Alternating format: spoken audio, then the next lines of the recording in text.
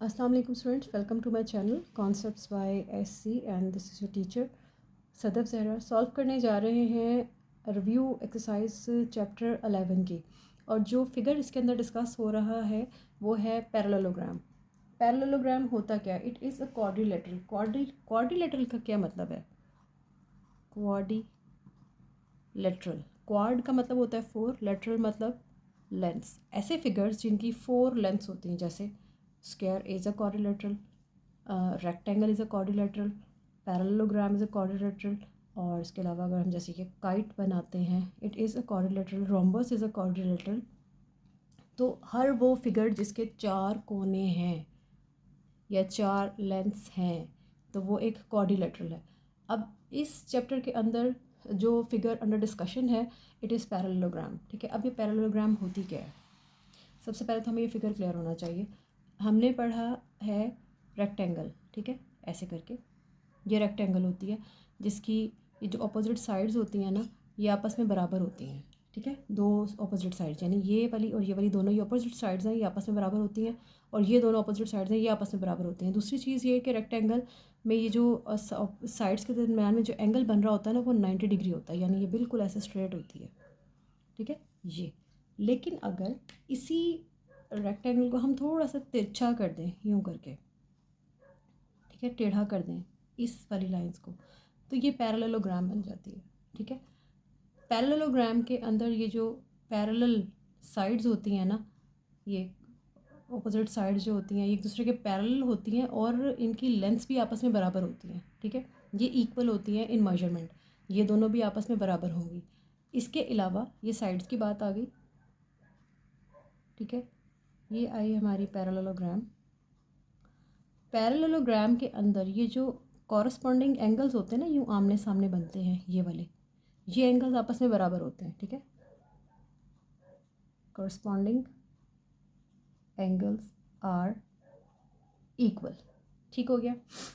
तीसरी बात जो कि हमारे लिए हेल्पफुल रहेगी हमारे क्वेश्चंस को सॉल्व करने में, कि पैरेललोग्राम के अंदर ये जो एक ही ये जो साइड पे दो एंगल्स बन रहे होते हैं ना, ये वाला एंगल और ये एंगल, ये दो एंगल, ये दो एंगल, यानी कि एक ही साइड के जो दो एंगल्स बन रहे होते हैं, ये इन दोनों ये सप्लीमेंट्री एंगल्स होते हैं। सप्लीमेंट्री एंगल्स क्या होते हैं? जब हमको सम करते हैं ना, तो उनका सम 180 डिग्री आता है। अगर मैं कहूँ कि ये मेरी एक पैरेललोग्राम है, ए बी सी और डी, और ये एंगल्स बन रहे हैं, तो ये एंगल ए और एंगल बी, इन दोनों एंगल्स को मैं प्लस करूँ तो ये 180 डिग्री बनता है। ठीक है, इसी तरह से इस साइड के दो एंगल्स बन रहे हैं, ए और डी, तो मैं कहूँगी ए और डी को ऐड करेंगे तो 180 डिग्री बन जाएगा।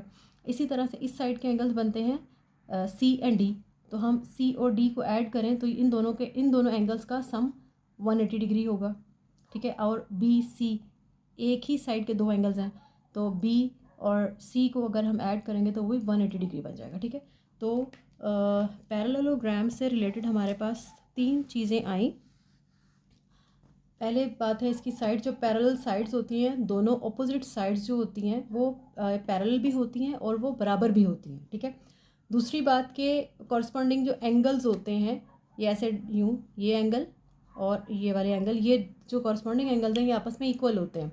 दूसरी चीज़, एक ही साइड के ऊपर जो दो एंगल्स बन रहे होते हैं वो सप्लीमेंट्री एंगल्स होते हैं, यानी उनको सम करेंगे आप तो वो 180 डिग्री बन जाएगा। ओके, तो ये जो तीन बातें हैं एंगल्स के बारे में और साइड्स के बारे में, बड़ी इंपॉर्टेंट है, क्योंकि हमें आगे सवालों के अंदर ये इन्फॉर्मेशन न हमें यूज़ पता होगी तो हमारे क्वेश्चन सॉल्व होंगे।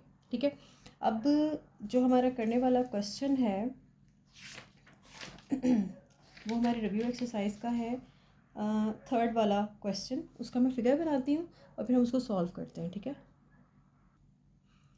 ओके, क्वेश्चन नंबर हमारा 3 है। ठीक है, और यहाँ पे इसकी स्टेटमेंट है, find the unknowns in the given figure. Unknowns find करना है, और ये सारे एंगल्स ही हैं जो कि अननोन दिए हुए हैं। ठीक है, अब सिर्फ एक एंगल यहाँ पे बताया हुआ है, इट इज़ 75।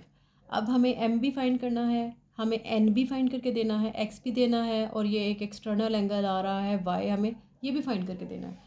ओके, 75। चले, एक हमारे पास चीज़ है कि हमें स्टार्ट कहाँ से लेना है। ठीक है, अगर मैं इसका नाम रख दूँ, यहाँ पे नाम नहीं दिए हुए हैं, हम इसका नाम रख लेते हैं ना, ए बी सी और डी। ठीक हो गया।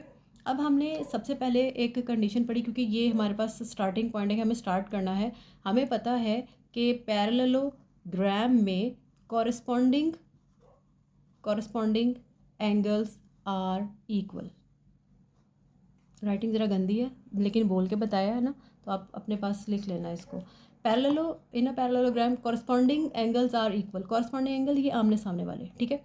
इसका मतलब है कि मैं ये कह सकती हूँ that measurement angle A is equals to the measurement angle C. Measurement angle A क्या आ रहा है 75 डिग्री, इसका मतलब है सी भी यही है, ठीक है। तो हमारे पास जो मेजरमेंट एंगल सी आ गया इट इज़ 75 डिग्री, ठीक है। और इस एंगल के ऊपर जो ये अंदर एंगल बन रहा है एक्चुअली वो एन बन रहा है, ये एन लिखा हुआ है, ठीक है।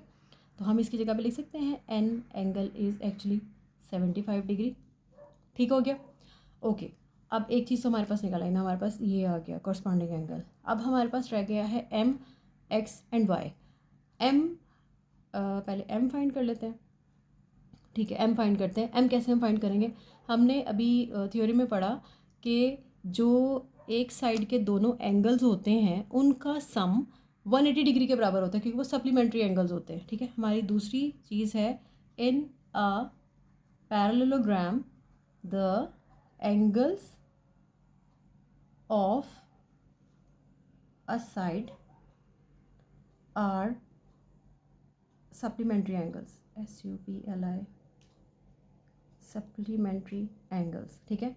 What is the meaning being supplementary, the sum of these angles is 180 degree, ठीक है। तो इसका मतलब है कि ए और बी का सम 180 डिग्री होगा, ठीक है। इसका मतलब हुआ measurement angle A plus measurement angle B का सम होना है 180 डिग्री, ठीक हो गया। अब हमारा ए पर एंगल आ रहा है 75 और बी पे है एम नॉट, हमें नहीं पता वो क्या है और हमें फाइंड करना है। इक्वेशन बन गई, 75 को उधर ले जाओ, simple 180 minus 75 degree, I think 105 आता है, 105 एम आ गया हमारे पास जी, ओके। एम हमारे पास निकल आया। अब सेम यही काम हम यहाँ पे एक्स के साथ भी कर सकते हैं, चाहे तो अब देखें एन भी निकला हुआ है हमारे पास, चाहे तो इन दोनों को सम, क्योंकि एन हमारे पास 75 आ गया, हम लिखेंगे 75 plus X not equals to 180 degree, या यहाँ से आप ले लो 75 प्लस एक्स नॉट, और क्योंकि ये एक ही साइड के दोनों एंगल्स हैं तो इनका भी सम 180 डिग्री आएगा, ठीक है। तो आप जो सी मर्जी साइड को चाहो तो इस्तेमाल कर लो। और अब हम एक्स नॉट निकालने लगे हैं, हमारे थर्ड सेम यही कंडीशन लिखनी है। In a parallelogram the angle of a side are supplementary angles, it means यहाँ पे आके भी सम, सॉरी ऐसे नहीं, आप स्टेटमेंट नहीं दे रही मैं, हम लिखेंगे that measurement angle A plus measurement angle D, इनका सम होना चाहिए 180 डिग्री, ठीक है। अब ए एंगल आ रहा है हमारा 75 था, ठीक है, प्लस और यहाँ पे आ रहा है x not 180 degree, x not x degree 180 minus 75, ये आ गया हमारे पास 105 और ये आ गया हमारा एक्स, ठीक हो गया। अब आप देखो एम भी हमारा 105 निकला और एक्स भी हमारा 105 निकला, ये भी 105 है, ये भी 105, तो होना ही था बराबर। क्यों? क्योंकि कॉरस्पॉन्डिंग एंगल्स जो होते हैं वो पैरेललोग्राम के वो इक्वल होते हैं, तो हमें यहाँ से भी कंफर्म हो गया 105 105, ओके फाइन। नेक्स्ट रह गया हमारे पास why not the external angle. अब इस तरह हमें थोड़ा सा डिफरेंट काम करना पड़ेगा। फोर्थ जो हमारी कंडीशन है, हमें वाई नॉट फाइंड करना है, ठीक है। अच्छा, अब अगर आप इस एंगल को देखो ना तो ये एक पूरी ऐसे लाइन के ऊपर एंगल बना हुआ है, यूँ करके ऐसे एक एंगल बना हुआ है, ऐसे ही है ना, फिर उसमें से यूँ करके गुजर रहा है कि ये एक्स है और ये वाई है, ठीक है। ये जो लाइन का जो पूरा एंगल बनता है ना, ये भी 180 डिग्री बनता है, ठीक है। यानी ये जो पूरा एंगल बन रहा है ना, ये एक्स और ये हिस्सा एक्स है, ये वाई है, और ये एक्चुअली ये जो टोटल एंगल है ना ये 180 डिग्री होता है, ठीक है। अब हम ये कह सकते हैं ना कि एक्स प्लस वाई 180 डिग्री होगा, है ना। हम कहते हैं लाइन का एंगल 180 डिग्री है, तो ये दोनों को सम करें तो पूरा लाइन वाला एंगल बन रहा है ना, तो एक्स और वाई का जो सम है वो एक्चुअली 180 डिग्री है। अब एक्स हम निकाल चुके हैं, वेयर इज़ एक्स, ये रहा, तो ये आ गया 105, ये आ गया वाई नॉट और ये आ गया 180 डिग्री। इसको उठा के आप उधर ले जाओ, 180 माइनस 105, आई थिंक 75 आ जाएगा, ठीक है। ये आ गया वाई हमारे पास, ओके, तो हमारे सारी चीज़ें फाइंड होगी, जितने भी अननोन्स बताए थे। एम भी फाइंड कर लिया, एन भी फाइंड कर लिया, एक्स भी निकल आया और वाई भी निकल आया। ठीक है, क्वेश्चन हमारा हो चुका है कंप्लीट एंड आई होप के कोई प्रॉब्लम नहीं होगी। ठीक है, बड़े आसान सी ही इसकी कंडीशंस थी। सो बहरहाल हम बढ़ते हैं अपने नेक्स्ट क्वेश्चन, क्वेश्चन नंबर 4 की तरफ। क्वेश्चन नंबर 4 के अंदर हमें स्टेटमेंट है, if the given figure A B C D is a parallelogram then find X and M. ये एक्स और ये एम फाइंड करके देना है हमें। ठीक है, और ये एक पैरेललोग्राम है। अब हमें पता है कि पैरेललोग्राम के अंदर कॉरस्पॉन्डिंग एंगल्स बराबर होते हैं। ठीक है, हम पहले कंडीशन देते हैं, one that in parallelogram corresponding angles are equal. ठीक है, इसका मतलब हुआ कि जो हमारा मेजरमेंट एंगल ए है वो बराबर हो जाएगा मेजरमेंट एंगल सी के, यानी हम कह सकते हैं that 55 is equals to 11x।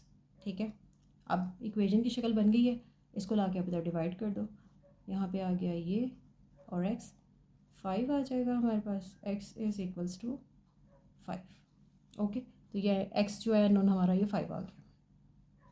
अगली चीज़ आती है कि हमें m फाइंड करके देना है।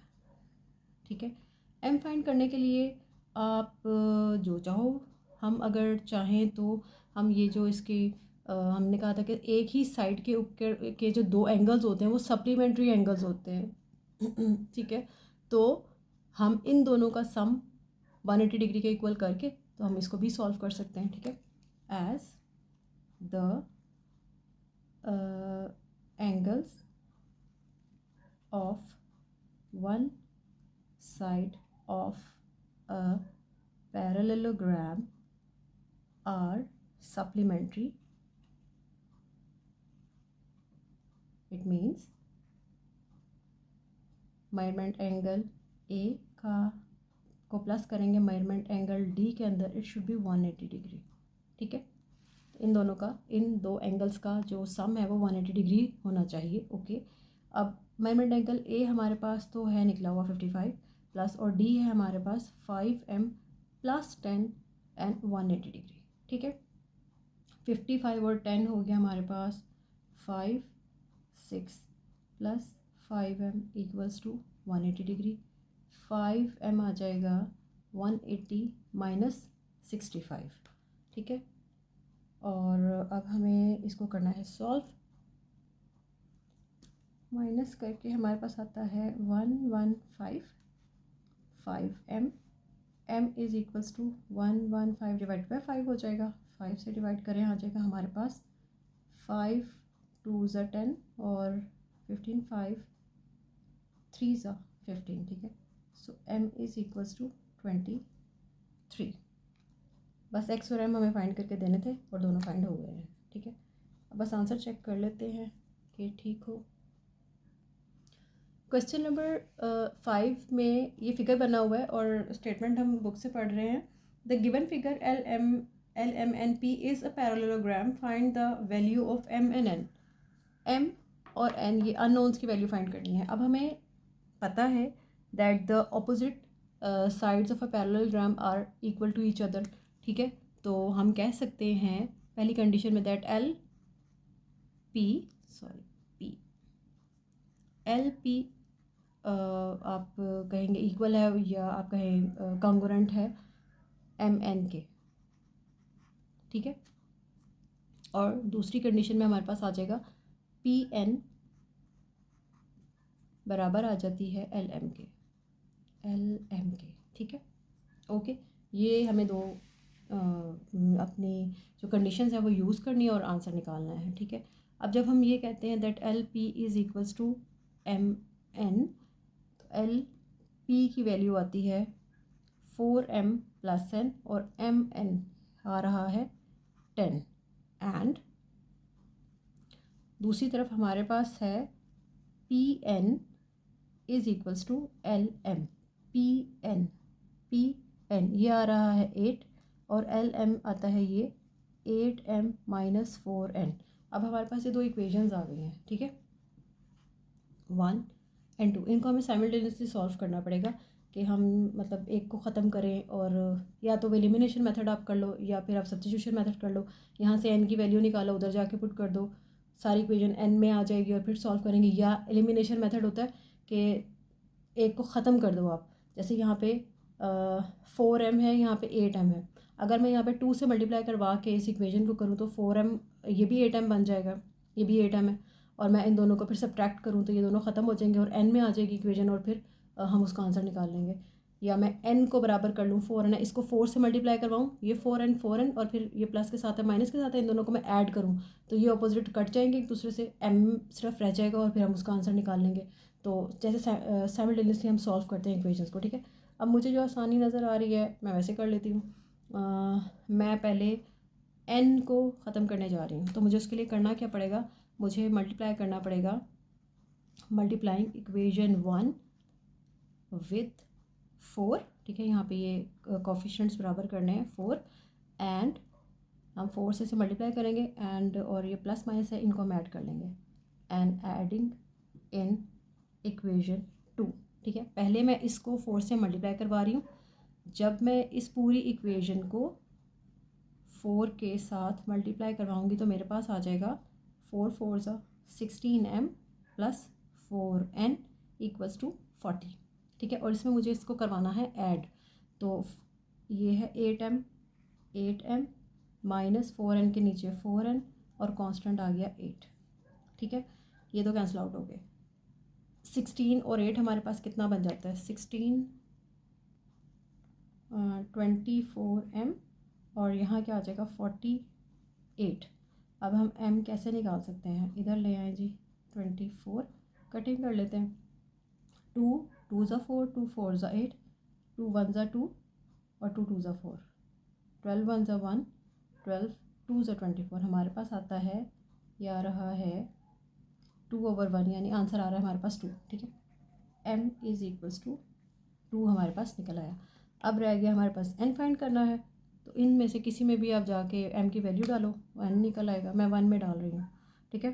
As 4m plus n is equals to 10, 4m की वैल्यू निकली है, यहाँ पे 2 लिखा, प्लस n इक्वल्स टू 10, 4 2 ज़ा 8 plus n equals to 10, n मेरे पास आ जाएगा 10 माइनस 8, 2 और ये हो गया n, ठीक है। अब हमारा m ये है और n ये है, इन दोनों का आंसर 2 आ रहा है, ठीक है। सॉरी, ऐसे, ओके, दोनों का आंसर 2 आ रहा है हमारे पास। और अब जस्ट चेक कर लेते हैं पीछे आंसर हमारा ठीक है या नहीं है। क्वेश्चन नंबर 6 के अंदर हमें कहा गया है कि आपने फिगर जो है ना वो क्वेश्चन नंबर 5 वाला ही यूज़ करना है, ठीक है। लेकिन उसके अंदर sum of the opposite angles of the parallelogram is 110, opposite angle यानी 55 और 55 को ऐड करो आप तो आता है 110, ठीक है। फाइंड द रिमेनिंग एंगल्स, यानी हमें ये वाला एंगल और ये वाला एंगल फाइंड करके देना है, ठीक है। अब हमने एक कंडीशन पढ़ी है, ऑपोजिट एंगल्स तो होते ही हैं बराबर, ठीक है, वो हैं, आ रहे हैं। अब हमें पता है कि एक ही साइड के जो दो एंगल्स होते हैं उनका जो वो सप्लीमेंट्री एंगल्स होते हैं, यानी उनका हम सम करते हैं तो आंसर आता है 180, ठीक है। तो मैं यहाँ पे लिख सकती हूँ that measurement angle L plus measurement angle P, इनका सम होना चाहिए 180 डिग्री। एंगल L आ रहा है 55 और P हमें नहीं पता, ठीक है, ये हमने फाइंड करना है। इधर आ गया 180, इसको उठा के आप उधर ले जाओ, P इधर आ जाएगा 180 माइनस 55 और हमारे पास आंसर आ गया जी 125, ठीक है। मेजरमेंट एंगल P हमारे पास आ गया, ये आ गया जी 125। अब हमें पता है कि कॉरस्पॉन्डिंग एंगल्स बराबर होते हैं, ठीक है। तो मैं बड़े आराम से कुछ नहीं निकालने की ज़रूरत है, हम कह सकते हैं ना दैट बढ़िया measurement angle P is equals to measurement angle M, और वो कितना हो जाएगा 125 डिग्री, सिंपल, ठीक है। ऑपोजिट एंगल्स जो होते हैं वो आपस में बराबर होते हैं, ठीक है जी। तो ये हमारा क्वेश्चन सॉल्व हो गया है और हमारी रिव्यू एक्सरसाइज जो है वो 11 वाली कंप्लीट हो गई है। आई होप कि आपको समझ आया होगा, आपकी प्रॉब्लम सॉल्व हुई होंगी। Thank you so much for watching. अगर अभी तक आपने सब्सक्राइब नहीं किया है चैनल को तो प्लीज़ कर लीजिए और बेल आइकन भी प्रेस करके रखा कीजिए, क्योंकि उससे जो भी न्यू वीडियोस अपलोड होती हैं उसका नोटिफिकेशन आपको आ जाता है। ठीक है, सो बहुत शुक्रिया। अगर आपका कोई भी प्रॉब्लम हल हुई है तो दुआ खैर में ज़रूर याद रखिएगा। अल्लाह हाफ़िज़।